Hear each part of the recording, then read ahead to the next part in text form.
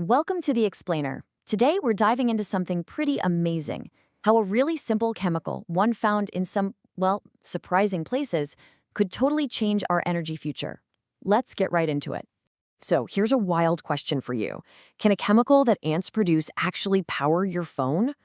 I know, it sounds like something straight out of a sci-fi movie, but researchers are taking this very seriously. The chemical is formic acid, and the answer is a pretty fascinating yes. The tech that makes this all possible is called a direct formic acid fuel cell, or for short, a DFAFC. You can think of it as a little power plant that takes in liquid formic acid, does a bit of chemistry, and gives you electricity with some really clean stuff left over. So what's the big deal with formic acid? I mean, why is it such a promising contender for a fuel? Well, it turns out it has some really unique and kind of brilliant advantages over other fuels we're way more familiar with. Okay, let's just look at the raw numbers here. Now, you can see it doesn't have the crazy energy density of gasoline. Nobody's pretending that. But compare it to hydrogen. Formic acid packs more than 4 times the energy into the same amount of space. And here's the kicker. You can store it at normal ambient pressure. No need for those super heavy high-pressure tanks. That's a huge win. And it's not just about the numbers. It's about practicality. It's way safer to handle than hydrogen. It's less toxic than another potential fuel, methanol. And it has this fantastic property called low fuel crossover.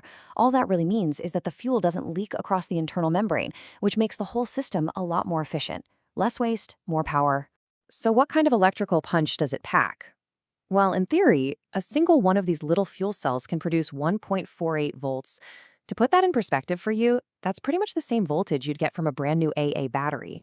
And importantly, it's higher than what you typically get from a similar hydrogen or methanol fuel cell. Okay, so we know it's promising, but how does it actually work? How do you get electricity out of this stuff? Let's peek under the hood. It's actually a really elegant process. First, the liquid formic acid hits one side, called the anode. There, a special material called a catalyst breaks it apart, freeing up electrons. Now, these electrons are forced to travel through an external circuit, and that's what powers your device. Meanwhile, the protons go through a membrane to the other side, the cathode. And there, everything, protons, electrons, and oxygen from the air, all meet up to form simple, harmless water. So when you boil it all down, the entire reaction is beautifully simple. You put in formic acid and oxygen, and you get out electricity, some carbon dioxide, and water. That's it. A really clean way to get power. But you knew there was a but, right? If it's this great, why aren't we all using it already? Well, like with a lot of brilliant ideas, there's a catch. The chemistry inside isn't quite as simple as it looks on the surface. You see, the whole performance of this fuel cell really depends on which path the reaction decides to take. It's like a fork in the road. One path is exactly what you want. The other? Well, the other one's a real problem. So the good pathway is direct and clean. It gives you the CO₂ and the electrons you need for power. But the bad pathway creates carbon monoxide. And this isn't just any carbon monoxide. It literally sticks to the surface of that all-important catalyst, acting like a poison. It gums up the works, blocking other fuel molecules from reacting. It's like creating a tiny traffic jam right at the molecular level, and it just grinds everything to a halt. So naturally, this poisoning problem kicked off a massive, decades-long hunt for the perfect catalyst, a special material that could act like a traffic cop, forcing every single molecule of formic acid down that good, direct pathway every single time. And for years, researchers were just plain stuck. They were using platinum, which is kind of the standard for other fuel cells, but it just got poisoned way too easily. The whole idea was almost dismissed. But then, around 2005, a research group discovered that a different metal, palladium, was way more resistant to the CO poisoning. And that one single discovery completely reignited interest in the entire field. I mean, this switch from platinum to palladium was a total game changer.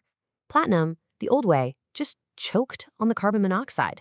But palladium could handle it. Not only that, it was much faster at converting the fuel, which meant it could generate way more power.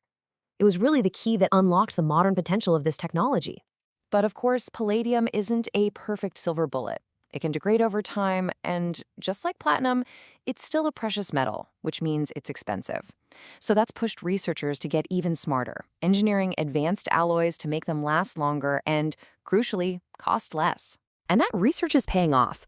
For example, one study found that by mixing platinum with tin, they could create a catalyst that worked almost as well as a commercial one, but get this, at about half the cost. That's the kind of progress that takes this tech from a cool lab experiment to something you could actually see in the real world. So what does this hunt for the perfect catalyst actually look like? Well, pretty much like this. In labs all over the world, scientists are mixing up new formulas, building them into these little fuel cell test rigs, and then just meticulously measuring every drop of voltage and current to find that perfect, efficient, and affordable combination. So where is all of this incredible research heading? What's the end game? Well, this is where the story gets really, really big. We're talking about a completely sustainable energy future. If development keeps going like this, the potential uses are just huge. I mean, think about the small stuff first, powering your laptop, your phone, or maybe remote medical devices. But it also scales up to bigger things, like providing backup power and maybe one day even powering electric vehicles. But here it is. This is the most exciting part of the whole story. It's not just about using formic acid as a fuel. It's about how we can make it in the first place. Okay, check this out. The ultimate vision is a perfect closed loop. Step 1, capture CO2 right out of the air or from an industrial source. Step 2, use renewable electricity from, say, solar or wind to turn that CO2 into formic acid. Now you've basically stored renewable energy in a liquid fuel. Step 3, use that formic acid in our fuel cell to generate clean power whenever you need it. And step 4, the CO2 that gets released is the exact same CO2 that was captured to begin with. It's a completely carbon-neutral cycle. As the researchers who've explored this put it, it's a pretty profound idea.